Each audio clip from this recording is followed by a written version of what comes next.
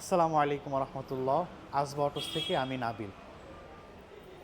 আমরা যখন কোনো জিনিস পারচেস করি, তো ওই জিনিসটার জন্য আমরা সর্বপ্রথম যে কাজটা করি, যাচাই করি যে কোয়ালিটি কেমন এবং সেটার প্রাইসটা কেমন, সেটাও আমরা ঠিক করে রাখি যে কোনো জিনিস কেনার আগে। তো সেক্ষেত্রে যে জিনিসটা হয় যে আপনি একটা জিনিসের জন্য বাজেট করছেন, দেখা যাচ্ছে কিছু প্রাইস বাড়ালে অন্য একটা জিনিস আসে, আবার কিছু প্রাইস কমাইলে আর একটা জিনিস আসে। যেমন গাড়ির ক্ষেত্রে আমি সহজ ভাষায় বলি, সিএচআর এটা থেকে যদি আপনি আরেকটু বাজেট বাড়ান, আপনি করোলা ক্রস পাচ্ছেন একটু বেশি বাড়ালে। আবার যদি একটু কম প্রাইস বাড়ান, ইয়ারিস ক্রস পাচ্ছেন। আবার সিএচআর থেকে যদি একটু কম প্রাইসে আসেন, আপনি প্রিয়াস পাচ্ছেন, করোলা WXB পাচ্ছেন। সো কখনো কখনো গাড়ি কিনতে গেলে মনে হয় যে সিএচআর নিচ্ছি, আর কয়েকটা লাখ টাকা অ্যাড করলে তো ইয়ারিস ক্রস পাবো, তো আমি এখন কিছু টাকা অ্যাড করে সিএচআর নিব নাকি ইয়ারিস ক্রস নিব। এই দ্বিধাদ্বন্দ্বে আমরা যারা কাস্টমার আছি তারা পড়ি সব সময়। আবার অনেকে দেখা যাচ্ছে যে ছোট গাড়ির ক্ষেত্রে যদি ধরি, যে আমি এক্সিও কিনবো, তো এখন দেখা যাচ্ছে যে অল্প কিছু টাকা কম বেশি করলে ফিল্ডার আসতেছে, তো এখন আমি ফিল্ডার নিব নাকি এক্সিও নিব। তো তাদের জন্য আমার বলা হচ্ছে যে আপনার যে গাড়িটা প্রয়োজন আপনি সেইটাই নেবেন। এখন আপনার যদি সিএচআর ভালো লাগে, আপনি সিএচআর নেবেন। আপনার যদি ইয়ারিস ক্রস প্রয়োজন, আপনি ইয়ারিস ক্রস নেবেন। একদম সত্যি কথা বলতে, গাড়ি একই জিনিস। আপনি সিএচআর চালায় যে কমফোর্ট পাবেন, ইয়ারিস ক্রস চালাও সেম ফিলিংসই পাবেন, জাস্ট একটু 19-20। আর বাংলাদেশে তো আমরা সবাই গাড়িতে ড্রাইভ করি না, সেলফ ড্রাইভ করি না, ড্রাইভাররা গাড়ি চালায়। সেক্ষেত্রে দেখা যাচ্ছে যে ওই সিএচআরের জায়গায় ইয়ারিস ক্রস নিব, ইয়ারিস ক্রস না নিয়ে করোলা ক্রস নিব।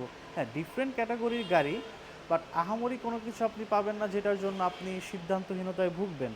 আপনার বাজেট যতটুকু, সেই বাজেটে যে গাড়িটা আসে আপনি কিন্তু চাইলে নিয়ে নিতে পারেন। বাট পছন্দ অন্য জিনিস, আপনার কিছু টাকা অ্যাড করে সিএচআরের জায়গায় করোলা ক্রস নিতে পারেন, এটাও ভালো ডিসিশন। বাট আপনি দেখা যাচ্ছে যদি বাজেট ইস্যু হয়, আপনি সিএচআরও নিতে পারেন, সিএচআরও ভালো গাড়ি। বাজেট ইস্যু না হলে করোলা ক্রস পছন্দ থাকলে সেটাও নিতে পারেন, ভালো গাড়ি। তো এখন মূল পয়েন্টটা হচ্ছে যে আমরা সর্বপ্রথম গাড়ি কেনার আগে বাজেট করি এবং মাথায় রাখবো যে জিনিসটা আমার প্রয়োজন, আমি প্রতিদিনের বেসিসে যেভাবে আমি আমার পারপাসটা সলভ করব, সেই গাড়িটাই আমরা নিব এবং সেই গাড়িটাই নেওয়ার চেষ্টা করব। কেউ সিএনটা নিতেই পারে, সো আমার সিএনটা প্রয়োজন নাই, আমি সিএনটা নিব না, তাহলে আমার এখন আমি এক্সিও নিতে পারি। তো এইভাবে যদি আমরা একটু চিন্তা করি, তাহলে আমাদের গাড়ি কেনার যে সিদ্ধান্ত, এটা আরেকটু সহজ হবে। আর একটা বিষয় হচ্ছে পয়েন্ট নিয়ে আমাদের অনেকের মূল বিষয় যেটা কনসার্ন থাকি, যে আমাদের গাড়ি দরকার হচ্ছে লো প্রাইসে, কিন্তু পয়েন্ট দরকার হচ্ছে 5। তো কোনোভাবেই কিন্তু এটা পসিবল না। কারণ হচ্ছে আপনি একটা প্রোডাক্টের প্রাইস কমাবেন, অবশ্যই কিন্তু সেই প্রোডাক্টের কোনো না কোনো জিনিস থেকে কস্ট কাটিং করতেই হবে। সো কম প্রাইসে কখনো ভালো জিনিস পাওয়া যায় না, তবে ভালো জিনিসের সাথে প্রাইসটাও কিন্তু অ্যাডজাস্ট হতে হবে। অর্থাৎ ভালো জিনিস মানে এই না যে ওভার প্রাইসে চলে যাবে। যেমন এই সিএচআর, এটা চাইলে আপনি 33 লাখে একটা ভালো সিএচআর দেওয়া যায়, বাট আপনি যদি এটা 30 লাখ বলেন, এটা কিন্তু দেওয়া যাবে না, তখন এটার কন্ডিশন ড্রপ করবে। সো এই বিষয়গুলো একটু মাথায় রাখতে হয়। আর যেটা বলছিলাম যে পয়েন্ট আমাদের ভালো দরকার, প্রাইস কম, এটা আসলে হয় না। যখনই আপনি আমি বললাম যে প্রাইস কম যাবেন, গাড়ির কন্ডিশন ড্রপ করবে। আর পয়েন্টের যে বিষয়টা, অনেকে সিদ্ধান্তহীনতায় ভোগেন যে আমি একটা গাড়ির মাইলেজ পছন্দ হয়েছে, কালার পছন্দ হয়েছে, সব কিছু ঠিক আছে, বাট আমার দরকার হচ্ছে 4 পয়েন্টের গাড়ি, কিন্তু এটা 3 পয়েন্ট, তো এই জন্য আমি গাড়িটা নিব কি নিব না, গাড়ির কন্ডিশনটা আসলে কেমন।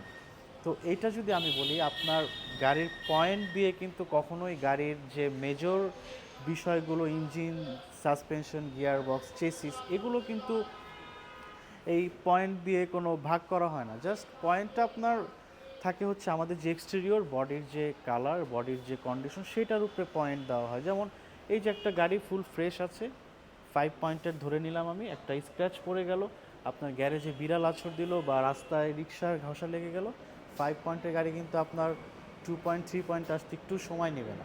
কিন্তু এই যে বনেটে যদি আমার একটা আঙ্গুল দিয়ে দাগ লাগে, পয়েন্ট কমে গেল, কিন্তু গাড়ি কিন্তু খারাপ হলো না। সো আর সবচেয়ে বড় ব্যাপার হচ্ছে একটা 5 পয়েন্টের গাড়ির জায়গায় যারা 4 পয়েন্ট, যারা 5 পয়েন্ট চান 4 পয়েন্ট হলে নিবেন না, তাদের জন্য বলি এই 5 আর 4 পয়েন্টের জন্য গাড়ির প্রাইস যেমন কমে যায় এবং তার ভিতরে যেটা হয় এই 4 পয়েন্টের যে স্ক্র্যাচগুলো সেটা চোখেও দেখা যাবে না। বিনিময়ে লাভ যেটা হচ্ছে প্রাইস কমে আসছে, চোখে দেখা যাবে না কেন, তাহলে স্ক্র্যাচটা কোথায়? আমরা যেমন এই গাড়িটা বাংলাদেশে আসার পরে খালি চোখে চেক করে দেখি যে এটাতে কোনো স্ক্র্যাচ আছে কি না।